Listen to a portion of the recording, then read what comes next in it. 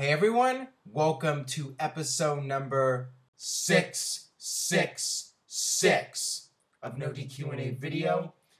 I have a very disturbing request from all of you. Vote ZZ. That's right. Tonight is tough enough, and in my opinion, the show is a complete joke anyway, so let's have some fun. Let's vote for the worst. Let's do to Tough Enough what the votefortheworst.com website did back in 2006 when they voted for Sanjaya on American Idol week after week after week. Let's do that. Let's make ZZ win this competition just to stick it to Vince McMahon and give him more gray hairs. It doesn't matter who's going to win regardless, so why not have fun here? If ZZ survives Tough Enough, which is tonight as I'm recording this, I will do a 30-minute NoDQ&AV video. The next episode of NoDQ&AV video will be 30 minutes long if ZZ survives tonight. So, vote ZZ. Enough of that. Let's get to your questions here from Twitter. First one today. Do you think that Masked Kane will return at Summerslam and cost Brock Lesnar the match with Undertaker? And would this be a good idea? I've given this a lot of thought. I've been thinking about finishes, possible finishes for the Brock Lesnar versus Undertaker match at SummerSlam. And what would be the most satisfying finish? How could you end this and have a conclusion that makes people happy? I think having Kane return is your best option. I think if Brock Lesnar is going to lose and Undertaker is going to get his win back, then you need to make it as clear as possible that Brock Lesnar got screwed. And it would make sense because Brock Lesnar took out Kane. And what I would do, and this is just speculation on my part, pure speculation, this is fantasy booking, I would have Kane come out. First off, I would have a fairly back and forth match between Undertaker and Brock Lesnar, give the fans a good fight, but then make it very clear at the end that Brock Lesnar is about to win, and he has Undertaker beaten to a pulp, and then the lights go out, Kane comes out, he's wearing the mask again, he has an updated costume, change it up a little bit. He comes out, he gives Brock Lesnar the tombstone, and it's basically a recreation of Bad Blood back in '97, the first Hell in a Cell match, where you have Kane tombstoning Brock Lesnar, and Undertaker this time is in the Shawn Michaels role where he's beaten senseless and he just crawls over and he puts one hand on top of Brock Lesnar and the ref counts 3 and the Undertaker wins. That is how I would do it. Now with that being said, I'm sure WWE is going to do something entirely different. But I think that that would be a good way to bring back Kane, give him credibility, and have Brock Lesnar lose without it being a decisive finish. And you could even do your third Undertaker and Brock Lesnar match at WrestleMania if that is something that Vince is hell-bent on doing. And I got this question here, another question regarding the whole Undertaker-Lesnar situation. This comes from Darren Holding. Do you see Paul Heyman getting Taker's win back by DQ? Taker gets his win back and Brock doesn't get pinned. Please answer in video.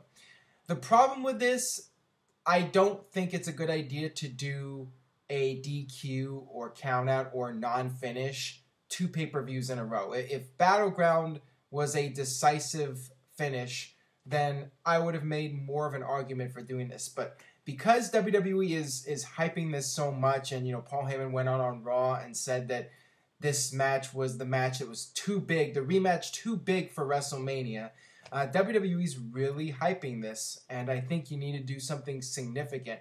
And a simple DQ, I think, would piss a lot of people off. So I would avoid doing a DQ or a countout or a double DQ, double no contest, whatever.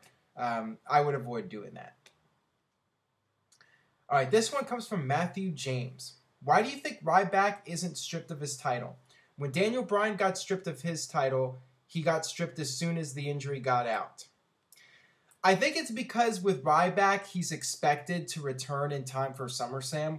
With Daniel Bryan, for both of his injuries, it was really unknown how long he would be gone, and they just can't wait to see what happens and see if he gets better. When he got stripped of the WWE title, they did try to wait it out a little bit, but once it was clear that there was no idea when he would be returning. They had to strip him of the belt. I think with Ryback, it is a staph infection. They know exactly what it is, and he's making it clear that he will be back in time for SummerSlam. And if that's the case, then I don't really feel it's necessary to strip him. And I would avoid stripping Ryback of the title because of the fact that Bryan got stripped of it, and you really don't want to keep stripping people of the title if you don't have to. So if he's able to come back for SummerSlam, I say keep him champion and just have him defend it as soon as possible. All right, this one comes from Isaac Rawman. Who do you see joining as a third member of the Wyatt family? Also, do you see a Sister Abigail gimmick with his sister? I think that WWE should have Bo Dallas follow the buzzard, so to speak, and become the newest Wyatt family member. Ever since the New Day turned heel, they really did a better job of the gimmick that Bo Dallas was portraying, this over-the-top cheesy babyface who's really a heel. New Day's doing a really good job with it, and it's rendered Bo Dallas useless, basically, except for a guy who gets Scorpion Death dropped by Sting during a dark match segment. I think it's time to change the character and do something different with him.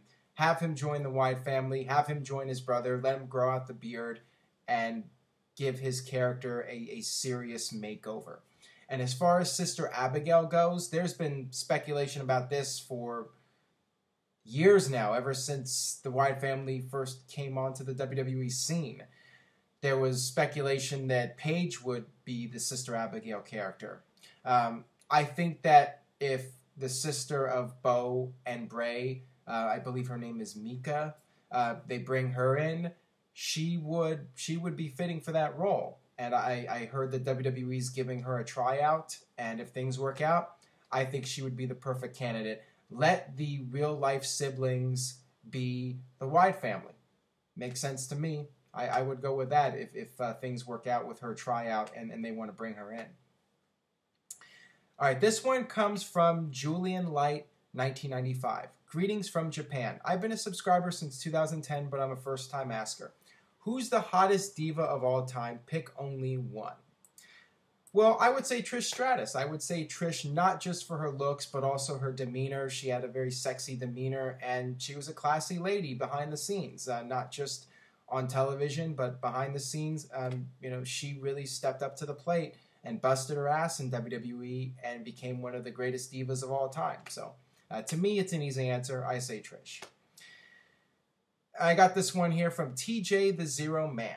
Greetings from the East. Which faction would you say was the most influential in not just WWE but pro wrestling history? Once again, easy answer, the Four Horsemen. Without the Horsemen, you wouldn't have the NWO. Without the NWO, you wouldn't have DX.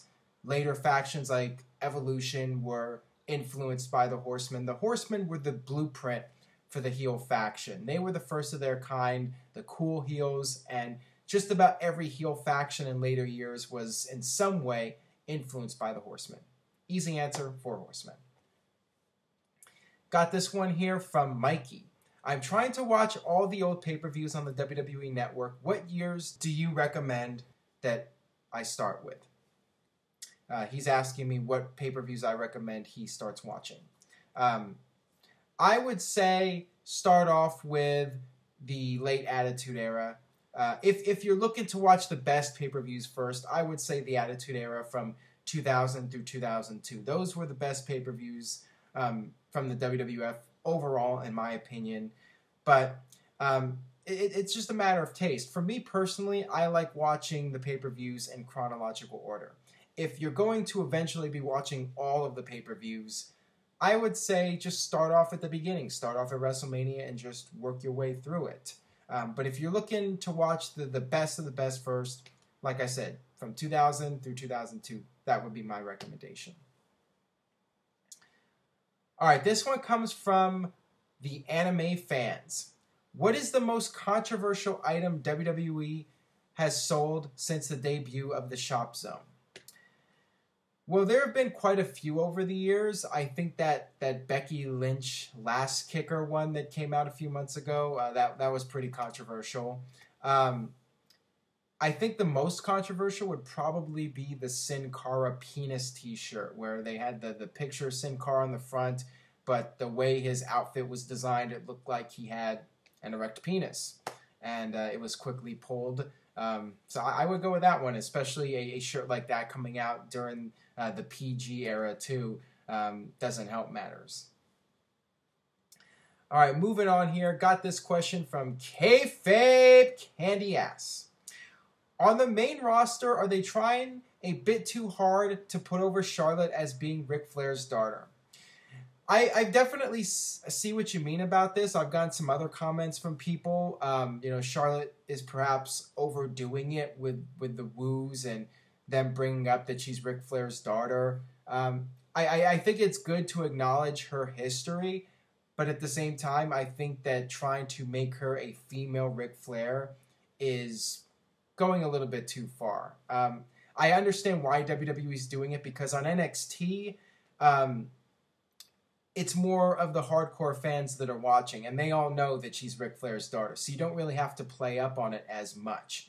But in WWE, it's more of a casual audience, and I think because of that, WWE really wants to make it clear to those viewers that she is Ric Flair's daughter. I think that's why they're doing it more on WWE TV on Raw rather than NXT. I think that's why, at least. But yeah, I think now that she's established, she should cut back on doing the Ric Flair mannerisms and just not go overboard on it. All right, last question here. Do you think that they should bring back the hardcore title, and do you think we will see someone in today's WWE hold all 3 titles? I get the question about the hardcore title fairly often, and my answer is always the same. I don't think it's necessary to bring back that title, and especially in the PG era, it just would not be able to live up to its past reputation. Hardcore matches with kendo sticks and no blood, that would get very old. The hardcore title was a product of its time during the Attitude Era when WWE was pushing the envelope. Now it just wouldn't fit in today's WWE environment. So no, I would not bring it back. And as far as somebody holding all 3 titles, maybe one of these days, maybe either Cena or Rollins will do it if there's a unification match at SummerSlam, and then you have a dual champion, and then that person wins the tag team titles. Could happen then. Never say never, I guess. So that'll wrap it up for No DQ&A video. Thanks as always for watching, and as I mentioned at the beginning, vote for ZZ. The hashtag vote ZZ. Vote tonight. If ZZ survives the competition tonight, the next edition of No DQ&A video will be a 30-minute video. So there you go. Vote ZZ whether you like him or not. Let's just have fun with this, and we'll see what happens. And on that note, I will see you guys next time for another edition of No DQ&A video.